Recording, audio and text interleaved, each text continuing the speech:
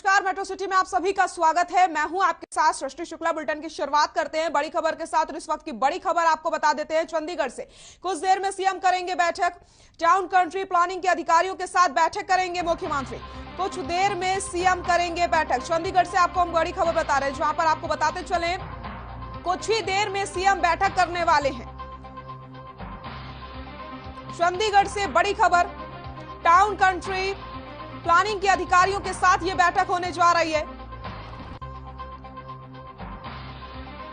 थोड़ी देर में मुख्यमंत्री अधिकारियों के साथ बैठक करने वाले हैं। चंडीगढ़ से आपको हम बड़ी खबर बता रहे हैं। टाउन कंट्री प्लानिंग के अधिकारियों के साथ करेंगे बैठक।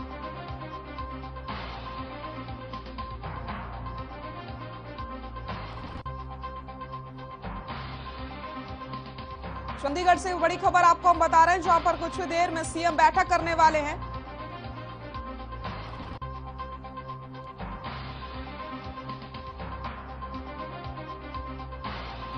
कुछ ही देर में सीएम बैठक करने वाले हैं। चंडीगढ़ से बड़ी खबर आपको बता रहे हैं, जहां पर टाउन कंट्री प्लानिंग के अधिकारियों के साथ ये अहम बैठक होने वाली है।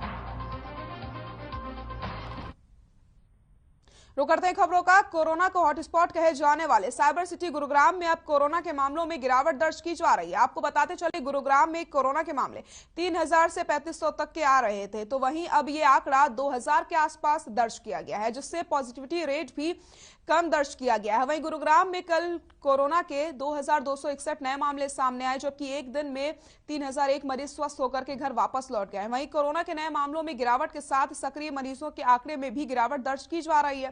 फिलहाल गुरुग्राम में आपको बताते चले 10,757 सक्रिय मरीज देखने को मिल रहे हैं।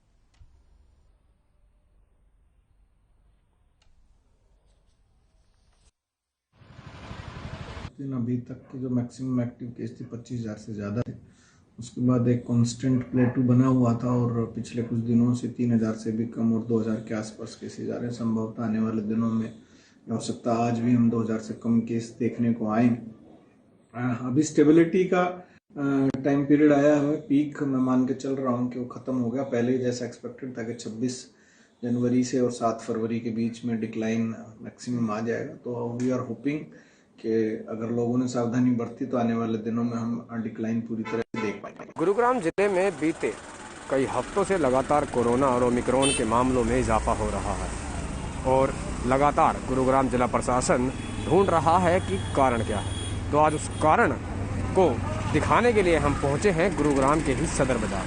मैं दिखाना चाहूँगा कि यहाँ पर व्यापारी से लेकर ग्राहक की बिना मास्क के अधिकतर संख्या में आपको नजर आएगी, जहाँ पर ना तो व्यापारी मास्क पहने हुए होगा ना ही ग्राहक। और ऐसी जो लापरवाही है वो लगातार कोरोना के मामलों को बढ़ोतरी दे रही है। गुरुग्राम जिले के अगर आंकड़ों की हम बात करें तो ऐसा कोई दिन नहीं है बीते 3 हफ्तों से कि जिस दिन 2000 से ऊपर के मामले कोरोना के सामने ना आए हों। ये तस्वीरें हैं गुरुग्राम के सदर बाजार सब्जी मंडी की, जहां पर आप साफ तौर पर देख सकते हैं जैसे ही सदर बाजार शुरुआत होती है तो शुरुआत होते ही जो है बिना मास्क के लोग नज़र आते हैं, चाहे वो ग्राहक हो चाहे वो व्यापारी हो। और कहीं ना कहीं ये जो लापरवाही है, इस लापरवाही की वजह से जो है लगातार कोरोना के मामले गुरुग्राम ज़िले में बढ़ रहे हैं। सब्जियां यहाँ से जो है गुरुग्राम ज़िले के जो लोग हैं खरीदते हैं। मुख्य बाज़ार है ये गुरुग्राम का, जहाँ पर लोग सब्जियों को खरीदने के लिए पहुँचते हैं। फल फ्रूट यहाँ से खरीदा जाता है और ऐसे में इन जगहों पर जो व्यापारी है और जो ग्राहक है दोनों ही बिना मास्क के नज़र आते हैं। ये वो कारण है जिस वजह से लगातार गुरुग्राम ज़िले में कोरोना के मामले बढ़ रहे हैं और लगातार जो स्वास्थ्य विभाग है, जिला प्रशासन है, वो ये वादे दावे करता है कि वे जागरूकता फैला रहे हैं, लोगों को जागरूक कर रहे हैं। तो इन तस्वीरों को देखकर आप खुद अंदाज़ा लगा सकते हैं कि वो जागरूकता कितनी रंग ला रही है। ना तो व्यापारी मास्क पहनता है ना ही ग्राहक मास्क पहनता है। और जब यहाँ से ये कोरोना फल फ्रूट के साथ साथ कोरोना जब खरीद कर पहुँचते हैं तो वो स्प्रेड होता है, घरों पर रहने वाले लोगों को फैलता है। और जब टेस्टिंग की जाती है तो मामले 2500, 3000, 3500 पहुँच जाते हैं। सबसे बड़ा कारण जो है ऐसी ही फुटकर जो मार्केट है, सब्जियाँ मंडियाँ हैं या सदर बाजार है, ऐसी अलग अलग जो तमाम मार्केटें हैं, वो ऐसी ही तस्वीरें जो है लगातार गुरुग्राम जिले में सामने आ रही है। तो ऐसे में अब देखना होगा कि गुरुग्राम जिला प्रशासन या फिर गुरुग्राम स्वास्थ्य विभाग इस खबर को देखने के बाद क्या कुछ अपना एक्शन प्लान तैयार करता है। गुरुग्राम से मोहित कुमार, हर खबर। गुरुग्राम नगर निगम एक बार फिर से शहर के सबसे बड़े बाजार सदर बाजार के सौंदर्यीकरण की तैयारी कर रहा है, लेकिन बाजार के व्यापारी भी इसे सही मानते हैं। लेकिन व्यापारियों का कहना है कि निगम की ओर से एक बार पहले भी इस तरीके की तैयारी की गई थी, लेकिन निगम की ही लापरवाही के चलते बाजार का सौंदर्यीकरण नहीं हो पाया। व्यापारी नेताओं का कहना है कि उस दौरान जो पेड़ गमले बाजार में लगाए गए थे वो बिना देखभाल के चलते खराब हो गए थे। इसके साथ ही बुजुर्गों के बनाए गए बैठने के स्थानों पर भी अतिक्रमण हो गया, जिससे जनता के टैक्स का पैसा बर्बाद हो गया है। अब एक बार फिर से मुहिम चलाने की तैयारी की जा रही है।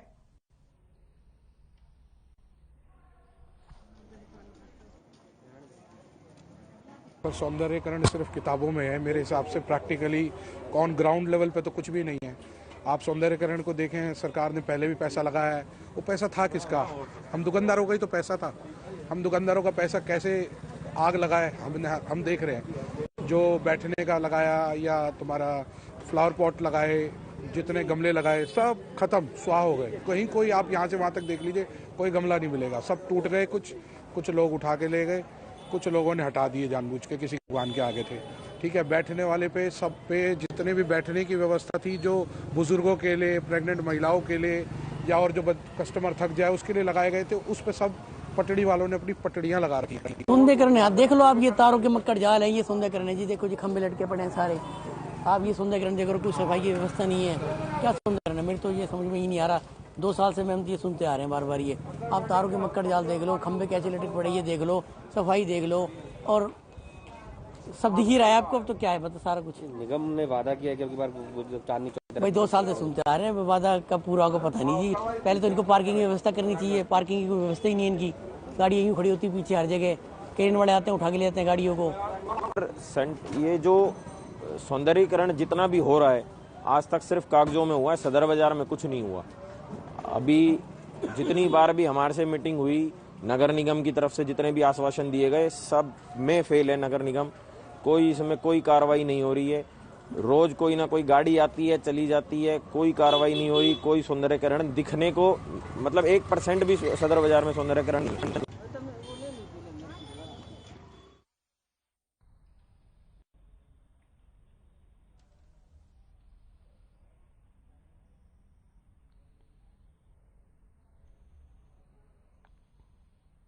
हरियाणा सरकार प्रदेश में खिलाड़ियों के लिए हर स्तर पर काम कर रही है, जिसका नतीजा है कि हरियाणा के खिलाड़ियों ने विश्व स्तर पर प्रदेश और देश का नाम रोशन किया है। सरकार ने इच्छुक संस्थानों से खेल नर्सरी खोलने के लिए आवेदन मांगे थे, जिससे कि रूट लेवल से खिलाड़ियों को अच्छा प्रशिक्षण मिल सके। इसी कड़ी में आपको बताते चले हैं कि गुरुग्राम खेल विभाग को 81 आवेदन प्राप्त हुए हैं। वहीं जिला खेल अधिकारी राज यादव ने बताया कि इन आवेदनों की जांच की जाएगी, जिसके बाद विभाग के निर्देश के अनुसार इनका निरीक्षण किया जाएगा। इसके साथ ही जिन संस्थानों ने आवेदन किए हैं उनके पास संबंधित खेल की क्या व्यवस्था और प्रशिक्षित कोच मौजूद है या नहीं, इन सब पहलुओं की जांच के बाद ही इन्हें नर्सरी के लिए अप्रूवल दिया जाएगा।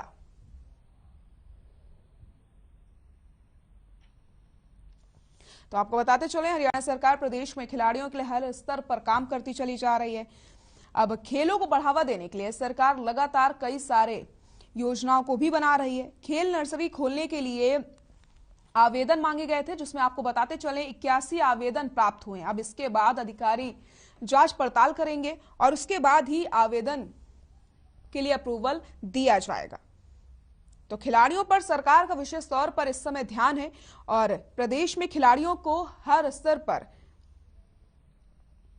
आगे बढ़ाने के लिए कामकाज किए जा रहे हैं, तरह तरह की योजनाएं चलाई जा रही हैं। लेकिन आपको बताते चले, रूट लेवल से खिलाड़ियों को कैसे प्रशिक्षण मिलेगा, अब इस पर ध्यान दिया जा रहा है। और इसी कड़ी में खेल नर्सरी खोलने के लिए आवेदन मांगे गए थे, जहां आपको बताते चले 81 आवेदन प्राप्त होते हैं। अब 81 जो आवेदन प्राप्त हुए हैं उन संस्थानों की जांच पड़ताल की जाएगी कि आखिरकार किस तरीके की व्यवस्थाएं खिलाड़ियों के लिए उन संस्थानों के पास मौजूद हैं, और उसके बाद पूरी देखरेख के बाद, पूरे प्रशिक्षण के बाद ही इन आवेदनों को अप्रूवल दिया जाएगा। तो कहीं ना कहीं इस समय आपको बताते चले, सरकार पूरा प्रयास कर रही है कि खिलाड़ियों को किसी भी तरीके की परेशानी ना होने दी जाए। हर संभव मदद यहां पर खिलाड़ियों की जाए, जिसके मद्देनजर लगातार रूट लेवल से कैसे खिलाड़ियों को आगे बढ़ाया जा सकता है, इस पर काम किया जा रहा है। और खेल नर्सरी खोलने से भी खिलाड़ियों को काफी ज्यादा फायदा हो सकता है, क्योंकि खिलाड़ी अब सीख सकते हैं कि आखिरकार कैसे उन्हें आगे बढ़ना है।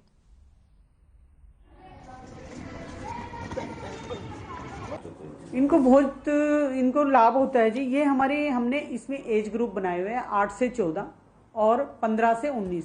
जो 8 से 14 साल के बच्चे हैं उनको हम 1500 रुपये पर मंथ देते हैं डाइट का, और ऐसे ही 15 से 19 साल के जो बच्चे हैं उनको भी हम 2000 रुपये देते हैं। उनको भी ये डाइट के लिए दिया जाता है कि बच्चा अच्छी प्रैक्टिस करे, अच्छी डाइट ले, ताकि परफॉर्मेंस अच्छे से आ सके उनकी।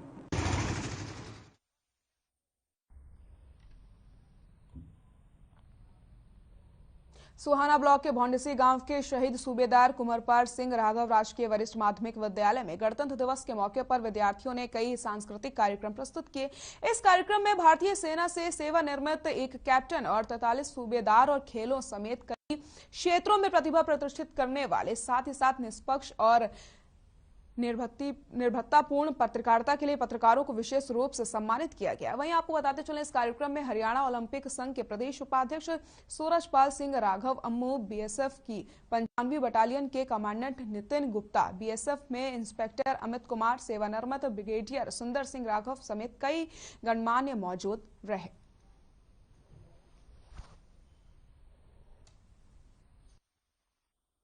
हमारे दो राष्ट्रीय त्योहार स्वतंत्रता दिवस और गणतंत्र दिवस को हम स्कूल में बहुत ही धूमधाम से मनाते हैं। पिछली बार 15 अगस्त को हमने आसपास के सभी गांव की शहीदों की जो माताएं या उनकी जो विधवा हैं उनका यहाँ पे सम्मान किया था, और पिछले 26 जनवरी को जितने भी कैप्टन रैंक से ऊपर थे उनको हमने यहाँ पे सम्मानित किया था स्कूल में। और इस बार हमने 26 जनवरी 2022 को गाँव के लगभग 45 सूबेदार जो सैनिक हैं उनको हमने यहाँ पे सम्मानित किया था।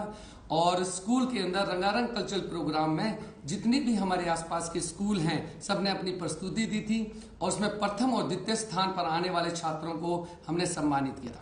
देश में गणतंत्र दिवस के शुभ अवसर पर आज भौंडसी सीनियर सेकेंडरी स्कूल के अंदर हजारों बच्चों ने गणतंत्र दिवस धूमधाम से मनाया है। स्कूल मैनेजमेंट कमेटी के सदस्यों को, प्रधानाचार्य को और सभी स्टाफ को, जिन बच्चों ने इस कार्यक्रम में भाग लिया उन सबको मैं हार्दिक शुभकामनाएं देना चाहता हूँ। आज हम लोगों ने कई घोषणाएं भी की और हजारों रुपये बच्चों को, यहाँ के जो अतिथिगण आए हुए थे उन्होंने बच्चों को प्रोत्साहन राशि भी उनकी दी। मेट्रो सिटी में वक्त हो चला एक छोटे से ब्रेक का, जल्द हाजिर होते हैं।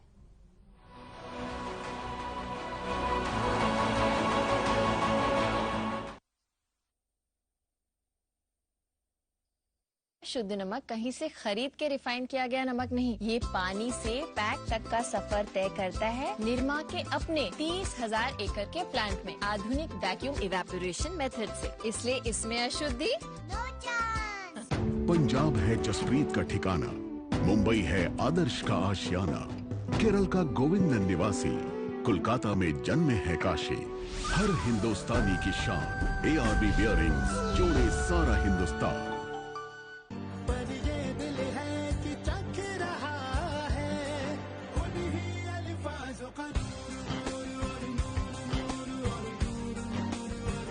दूर कितना भी जाओ, इस जुबान से दूर ना जा पाओगे। विमल, बोलो जुबान केसरी।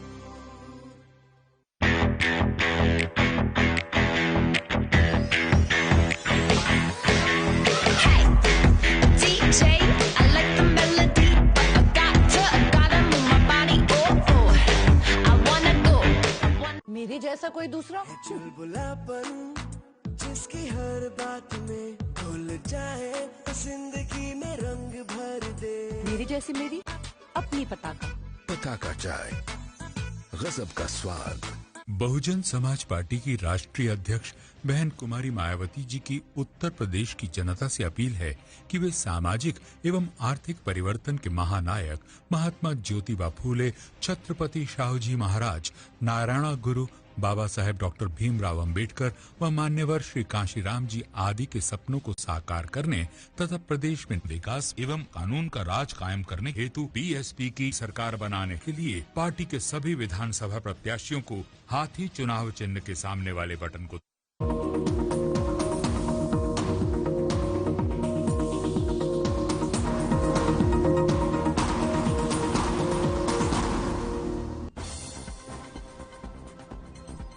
गृह मंत्री अमित शाह ने मथुरा में बांके बिहारी मंदिर में की पूजा अर्चना। शाह ने साधा अखिलेश पर निशाना, कहा शासन अगर अखिलेश के पास होगा तो गुंडों का राज होगा।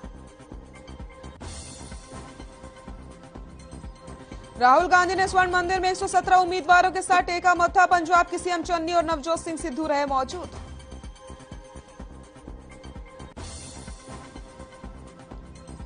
एक्शन मोड में विधानसभा अध्यक्ष ज्ञानचंद गुप्ता पंचकुला के निगम कार्यालय का किया औचक निरीक्षण। निगम कमिश्नर मिले कार्यालय से नदारद।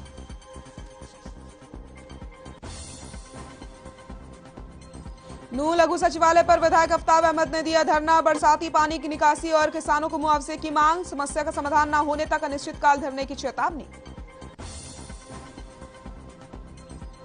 सोनीपत में 134 को लेकर अभिभावकों ने किया हंगामा। स्कूल वैन को रोककर निकाली टायरों की हवा। अभिभावकों और स्कूल स्टाफ के बीच हुई नोकझोंक।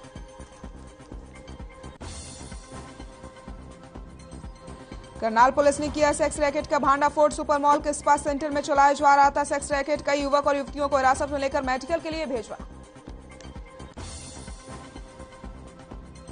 और चंडीगढ़ में कोरोना केस कम होने पर पाबंदियों में ढील। रात 10 बजे तक खुल सकेंगे बाजार। 50% क्षमता के साथ खुलेंगे जिम, फिटनेस सेंटर। 1 फरवरी से खुलेंगे 10वीं से 12वीं तक के स्कूल।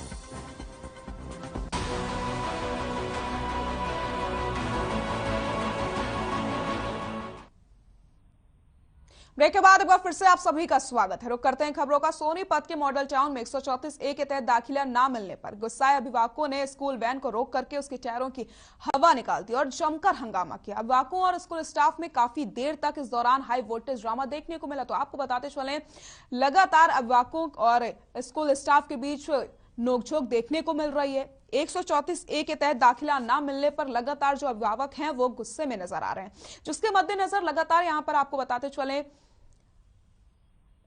स्कूल स्टाफ के बीच यहां पर तीखी नोकझोंक देखने को मिली है। तस्वीरें भी आपको हम दिखा रहे हैं जहां पर स्कूल की वैन को रोक करके जमकर हंगामा किया गया है।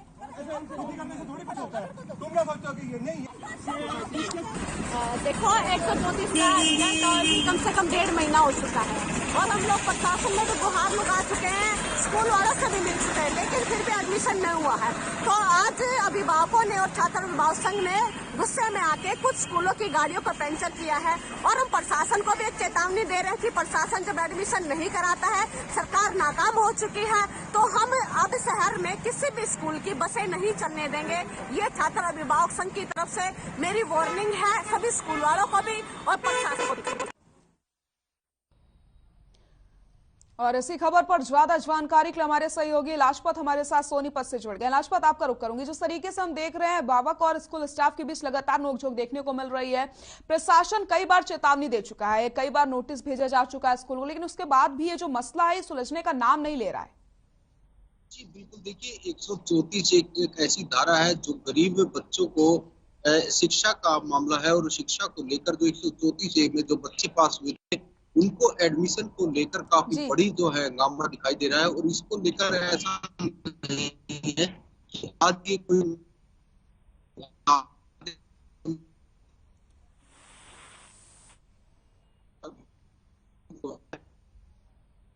बिल्कुल लगता है संपर्क नहीं हो पा रहा, आपकी आवाज साफ नहीं हो रही है। लाजपत, हम आपसे फिर से जुड़ेंगे। तो आपको बताते चलें, सोनीपत के मॉडल टाउन में 134A के तहत दाखिला न मिलने पर अभिभावकों ने जमकर हाई वोल्टेज ड्रामा किया है, जहां पर स्कूल की वैन की हवा निकाल दी जाती है और साफ तौर पर छात्र अभिभावक संघ के जो अध्यक्ष हैं उन्होंने कह दिया कि जब तक स्कूल अपनी मनमानी करेंगे तो किसी भी, आपको बताते हैं, सड़क पर स्कूल की वैन नहीं चलने दी जाएगी, ना स्कूल की बस चलने दी जाएगी, क्योंकि बच्चों को दाखिला नहीं दिया जा रहा है।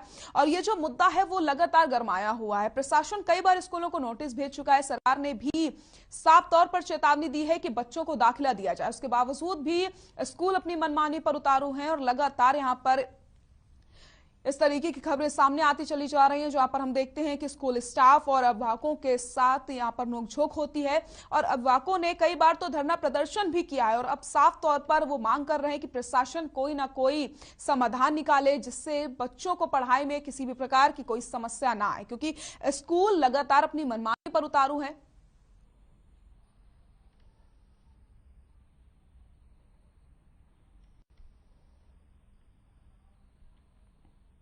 कोरोना काल में अस्पतालों की व्यवस्थाएं दुरुस्त हो, मरीजों को किसी तरीके की कोई दिक्कत ना हो, इसके लिए हरियाणा सरकार लगातार कोशिश कर रही है। इसी कड़ी में गुरुग्राम में वेल इक्विपमेंट अस्पताल स्थापित किए जा रहे हैं। सेक्टर 49 में अस्पताल का उद्घाटन किया गया, जिसमें मरीजों के लिए सारी सुविधाएं उपलब्ध हैं। तस्वीरें भी आप देख सकते हैं किस तरीके से इस अस्पताल का उद्घाटन किया गया है और इस अस्पताल में मरीज के लिए हर प्रकार की सुविधाएं उपलब्ध हैं।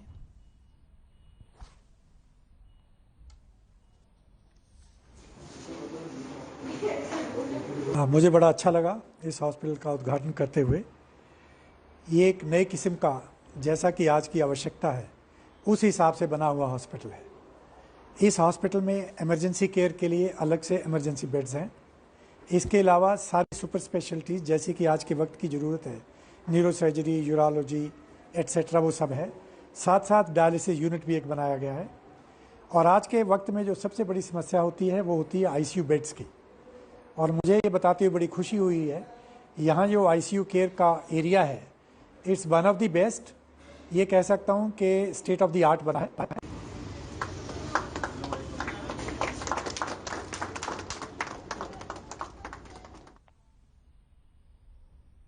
गुरुग्राम शहर के मुख्य प्रवेश द्वार राजीव चौक पर यातायात व्यवस्था को लेकर के एक बार फिर से जिला प्रशासन और पुलिस की ओर से मंथन किया जा रहा है। बताते चले कि शहर में अधिकांश वाहन इसी रास्ते से शहर में आते हैं। हालांकि सुहाना रोड को जोड़ने वाले अंडरपास को पहले ही बना दिया गया है। इसके साथ ही कई फुटओवर ब्रिज भी यहां पर बनाए गए हैं, लेकिन कुछ स्थान ऐसे भी हैं जहां पर वाहन रॉन्ग साइड से यहां पर पहुंचते हैं, जिसके कारण यहां पर हमेशा दुर्घटना का खतरा बना रहता है, क्योंकि पास लगती रिहायशी इलाकों में लोग रॉन्ग साइड से आते हैं। और आपको बताते चले, इसको लेकर के जिला प्रशासन और पुलिस की ओर से काम शुरू कर दिया गया है।